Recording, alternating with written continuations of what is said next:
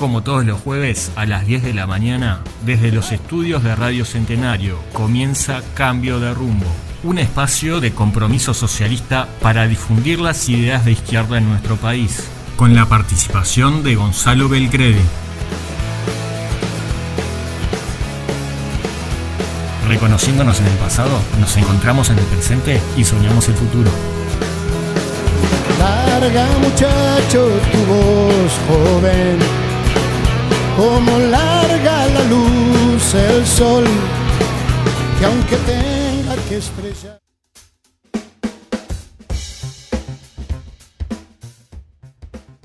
Queridos oyentes, bienvenidos a una nueva edición de Cambio de Rumbo. En el día de hoy vamos a conversar sobre la recientemente aprobada Ley de Riego. Como ustedes sabrán, el Parlamento aprobó a fines del año pasado y con el apoyo de todos los partidos políticos, con la excepción de la Unidad Popular, una nueva ley de riego que sustituye a la de 1997.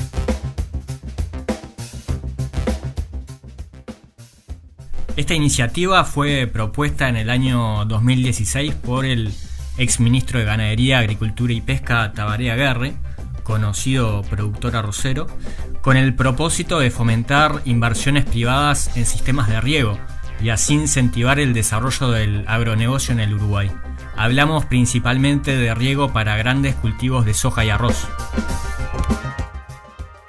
La nueva ley implica también la creación de un mercado de aguas, donde agentes privados podrán gestionar y comercializar el agua destinada a riego. Todo esto a contrapelo de la victoria que consiguió el pueblo uruguayo en el llamado plebiscito de agua en el año 2004. Para conversar de este y otros asuntos nos encontramos con Diego Pereira, estudiante de Ingeniería en Computación. Diego es militante del Frente de Participación Estudiantil Susana Pintos y secretario de organización de la FEU. Primero que nada, Diego, muchas gracias por estar hoy con nosotros y si te parece nos puedes contar por qué es que la FEU se suma a la campaña de firmas para derogar esta ley de riego. Bueno, buen día para todos y agradecer la invitación al programa. La Federación de Estudiantes se suma a esta campaña para derogar la ley ya en diciembre del año pasado por tres motivos centrales que creo que es lo que vamos a tener que dialogar a lo largo del programa, que es que responde a un modelo de país y desarrollo que nosotros no compartimos, que tiene un impacto ambiental demostrado y que se ha atacado políticamente a aquellos académicos que lo han dicho, y por otro lado, porque esta ley es claramente inconstitucional y viola el mandato popular del 2004. Esos tres factores nos hicieron comenzarnos, digamos, de cierta manera, de sumarnos y militar fuertemente para intentar derogar esta ley. Bien, y en el aspecto económico, ¿qué podría señalar? Bueno, las implicancias de esta ley, ¿no? Sí.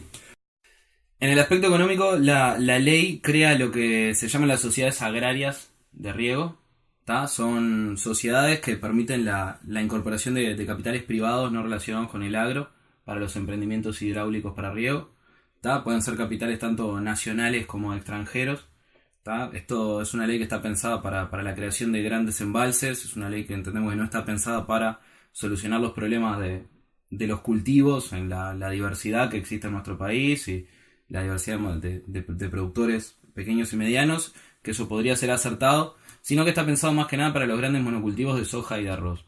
Es decir, esta ley se enmarca en poder generarle, digamos, al capital, sobre todo al capital extranjero que usufructúa de la tierra, mejores condiciones para la producción de soja y arroz, y que al hacer esa inversión existan exoneraciones fiscales, beneficiadas por la ley de promoción de inversiones, que puedan entre otras cosas, vender y generar ganancia con el propio riego, además de poder usufructuarla para sus propios cultivos, etcétera. Lo que tiene este modelo específicamente es, como decía, que permite la incorporación de capitales que antiguamente no podían formar parte, digamos.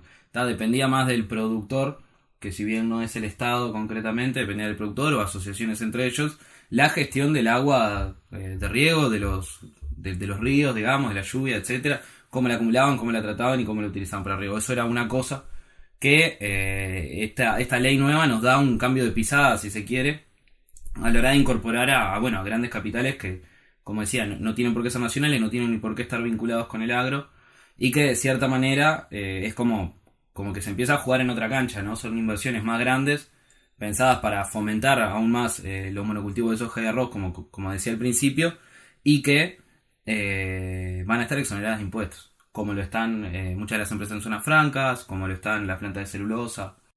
Bien, y sobre el asunto ambiental, hemos leído informes de la Facultad de Ciencias que se expresaron sobre el tema, que no han sido oídas en el tratamiento parlamentario. ¿Cuál es el rol de la academia? ¿Cuál fue el posicionamiento concreto que ustedes vieron sobre este asunto? ¿Y cuál es el impacto ambiental también que se puede decir a propósito de la implementación de la ley? Bien, bueno, los académicos que se posicionaron son del Departamento de Limnología de la Facultad de Ciencias. Básicamente hacen un planteo respecto a qué impacto tienen el tipo de emprendimientos hidráulicos para riego que se pretenden hacer, los grandes embalses. Se plantea a grandes rasgos que este tipo de emprendimientos es algo que está demostrado, digamos. Ellos sacaron una carta pública donde advierten de esta situación. Fomenta la generación de cianobacterias, la floración de cianobacterias que son potencialmente contaminantes. En ese sentido, también plantean, y esto es algo que han dicho en la Comisión Nacional en Defensa del Agua y la Vida, las dificultades que tiene el Uruguay, tanto desde la academia como de los organismos del Estado y su vinculación para realizar este tipo de controles. Sobre todo porque hay conceptos sobre los cuales ni siquiera existe consenso a nivel nacional, como la conservación del caudal ecológico de los ríos, que es algo que existen varias definiciones, no se ha llegado efectivamente a un consenso entre la academia y el Estado tampoco aclara al colocar esta ley a qué se está haciendo referencia. Para que se entienda, el caudal ecológico de los ríos viene a ser mantener, digamos, el flujo necesario de agua para que se mantenga su hábitat en estado normal, más allá de que uno le ponga una pequeña represa o le haga alguna desviación del curso, etc. Y es algo que hoy no se sabe exactamente cómo hacerlo. Entonces, no solo que este tipo de emprendimientos fomentan esta floración de cianobacterias que son potencialmente contaminantes para el agua de consumo, ¿no? No estamos hablando de contaminación que vaya a afectar únicamente a la fauna y flora del lugar, sino el agua que puede llegar a ser consumida por seres humanos, sino que además el Estado tiene grandes dificultades para hacer el tipo de controles y evaluar realmente el impacto que se pueda llegar a tener. Esa es la advertencia que hace la academia y que nosotros de hecho saludamos mucho, porque entendemos que el rol de la academia dentro de la Universidad de la República, con su autonomía y su gobierno, es justamente es el de ser, de cierta manera, un actor más e independiente para opinar sobre la realidad nacional, sobre las políticas públicas que se quieren implementar, y más aún cuando tocan las áreas específicas de lo que estudian estas personas, que fueron atacadas públicamente por actores del gobierno que impulsaban esta ley, como que tenían, posiciones reaccionarias, o que no estaban respondiendo a lo que era la coyuntura actual, cuando en realidad estaban actuando con independencia, desde su conocimiento y planteando con bastante claridad algo que iba a afectar la vida de muchos seres humanos del Uruguay, que de otra manera tal vez, si uno solo se basa en el discurso oficial, no tenían cómo acceder a esta información. Vos decías más temprano que esta ley implicaba una inconstitucionalidad. ¿Cómo es eso? Sí, bien. En el 2004, como probablemente sepan, la mayoría de los que están escuchando, se realiza un plebiscito para reformar la Constitución. Es un plebiscito que surge a iniciativa de vuelta de la Comisión Nacional en Defensa del Agua y la Vida, con una fuerte participación de la Federación de Funcionarios de OCE, que en base a una carta de intención que se había firmado en el año 2002 con el Fondo Monetario Internacional por parte del Estado uruguayo, deciden blindarse de cierta manera constitucionalmente respecto a la utilización del recurso del agua. Básicamente la Constitución lo que plantea es que los recursos hídricos son indivisibles, deben estar en manos del Estado y que deben tener un fin social y ambiental. Es decir, ahí es donde nosotros entendemos que hay una violación de esa Constitución que se gana, y esto vale aclararlo, se gana por un buen porcentaje de votos, 60 y pico %. Es un porcentaje importantísimo para reformar la Constitución. Se siguieron todos los pasos que prevé nuestra propia Constitución para modificarse: la juntada de firmas, el plebiscito posterior, la acreditación de las firmas frente a la corte, o sea, todo lo pasos que se van a hacer. Se realiza un plebiscito que se gana con mucho esfuerzo, y hoy, un poco más de 13 años después, estamos nuevamente teniendo que defender un derecho que ya fue conquistado constitucionalmente. Entonces, para nosotros es un hecho político bastante grave que no se respete dicho mandato cuando nos encontramos por ahí en un estado de movilización más bajo que en aquel momento. ¿Tá? Que si bien pueden haber existido advertencias previas de que esto no iba a ser tan sencillo, mantener la defensa del agua como se había conquistado en la Constitución, como el decreto que saca el presidente Tabaré Vázquez el 20 de mayo de 2005, que le permitía, que lo que hace es generar una salida pacífica a la empresa que tenía concesionada el agua y el saneamiento del Maldonado, que bueno, también es algo de lo que podría llegar a valer la pena hablar porque tiene que ver con la privatización del agua, pero no le hace a la ley de riego actualmente, pero siempre existieron o fueron existiendo señales de que no se iba a respetar a rajatabla lo que había sido esa reforma constitucional y ese mandato popular.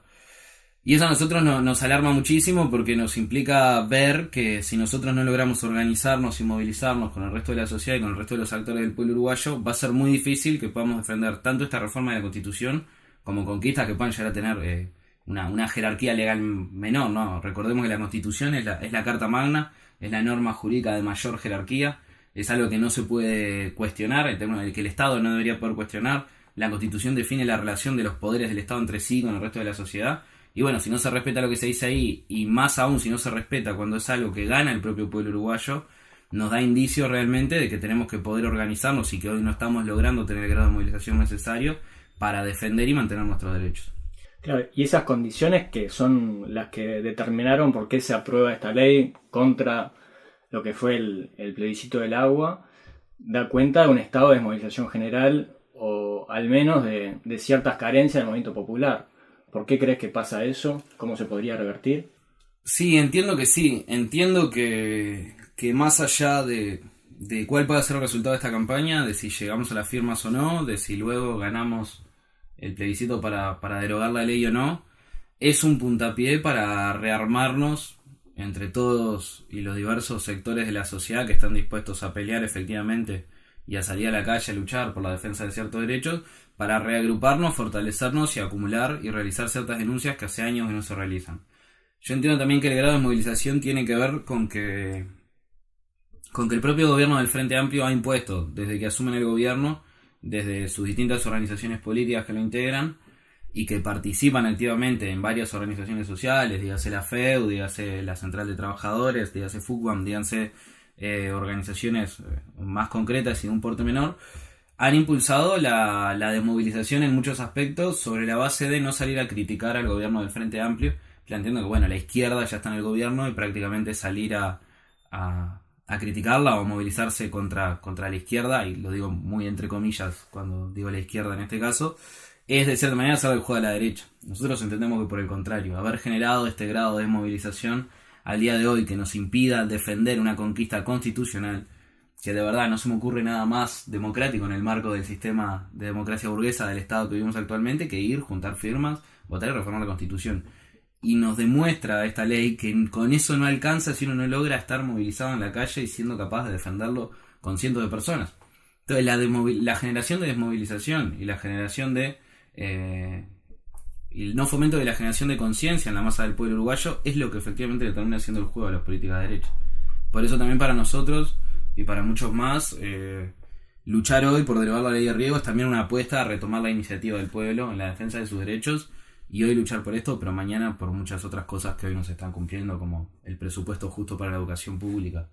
Muchas veces cuando se señalan críticas a esta ley o otras leyes que han sido aprobadas, se menciona que esto es una política contra el gobierno y se justifica por ahí.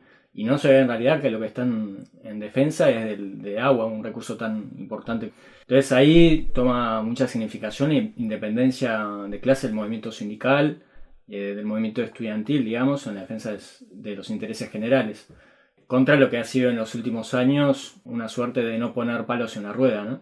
Sí, exactamente. Nosotros desde nuestra agrupación de estudiantes, el FPE, hemos siempre impulsado una línea de independencia política del poder político, del Estado, no una independencia de toda concepción de clases, no, por el contrario, nosotros defendemos concepción de clase en la política y nos consideramos del lado y aliados de los trabajadores y de sus intereses, y del pueblo en general. Entonces, en ese sentido es importante también que las organizaciones sociales, y por eso peleamos dentro de una de ellas importante como es la FEU, intentamos avanzar con ciertos planteos y sobre ciertos sectores que de otra manera no se movilizarían contra este tipo de leyes o contra otras medidas también. Ejemplos de estos hay varios y se pueden ir buscando, tanto en lo que ha sido la lucha presupuestal para nosotros, como otras peleas que hemos dado, como el retiro de las tropas uruguayas en Haití, o sea, lo que se me viene a la mente ahora. Ha sido complicado a veces dar la discusión, o inclusive participaciones en la marcha del filtro, por ejemplo, que como no es algo que dirijan los sectores del gobierno ya genera rispideces. Y bueno, para nosotros es importante hacer ese análisis. Primero que nada, aliarnos con aquellos que también estén dispuestos a defender estas causas, por más que puedan existir diferencias de otras características, poder aliarnos y juntarnos en torno a banderas de izquierda con las que todos nos sentimos representados. Y por otro lado, activar la maquinaria militante y la movilización para defender estos derechos, que también es una manera de acumular hacia la izquierda y hacia el pueblo, ¿no? Lograr movilizarnos, fortalecer ese músculo que es la lucha y la movilización, que no se puede hacer de la nada, sino que efectivamente requiere que lo estemos practicando en la medida que sea necesario. Y para nosotros no es ir contra... O sea, es efectivamente ir contra el gobierno y contra el gobierno del Frente Amplio, porque ellos han impulsado esta ley, así como lo hicieron el Partido Nacional, el Partido Colorado y el Partido Independiente. También es ir contra ellos, pero para nosotros es ir contra un modelo de país que es beneficioso para el capital. Y si hay sectores políticos y partidos políticos que lo están defendiendo, tocará ir contra ellos. Pero no es personal, digamos, sí, si se quiere.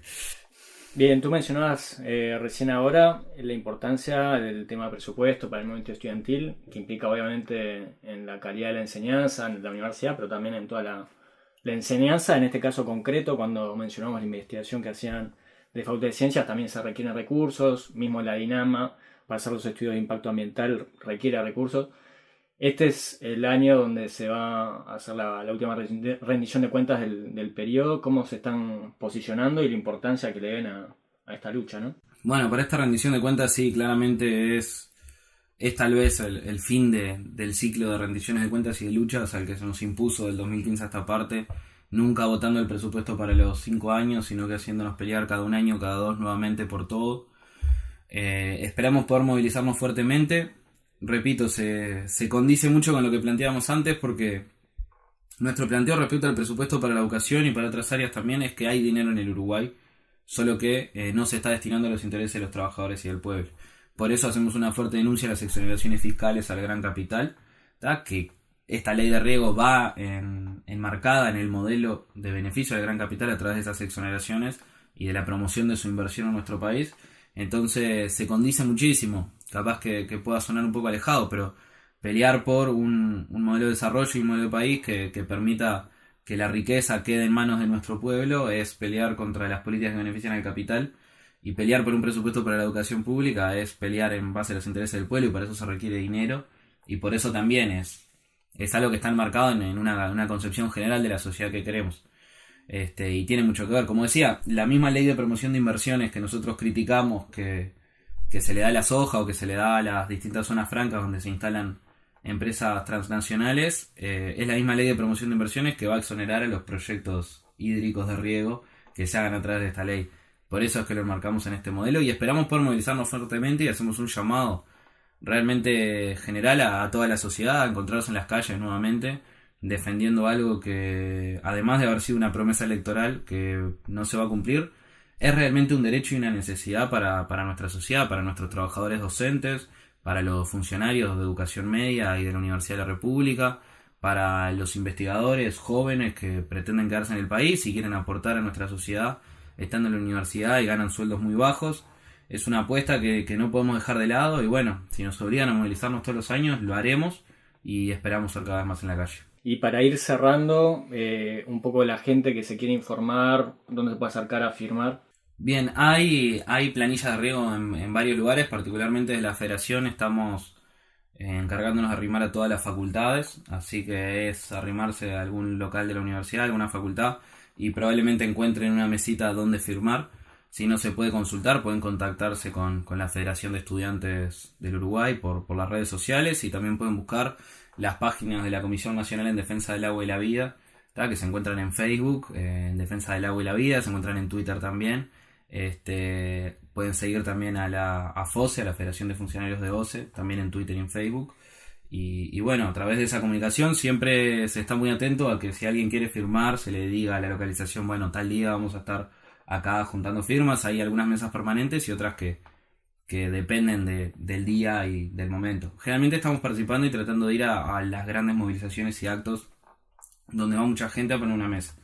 Entonces, bueno, quedamos, digamos, a total disposición de los oyentes y de quien le interese para informarse un poco más. Bueno, muchas gracias, Diego, por la participación en Cambio de Rumbo. y esperamos que estés de vuelta pronto por acá, siguiendo las discusiones sobre el movimiento estudiantil y en general sobre el movimiento popular en Uruguay. Así que muchas gracias. Bueno, sería un gusto, gracias. Esto fue Cambio de Rumbo, un espacio de compromiso socialista para difundir las ideas de izquierda en nuestro país. Nos reencontramos el próximo jueves a las 10 horas. Larga, muchacho, tu voz, joven, como larga la luz el sol, que aunque tenga que estrellarse contra un paredón, que aunque tenga que estrellarse se dividirá en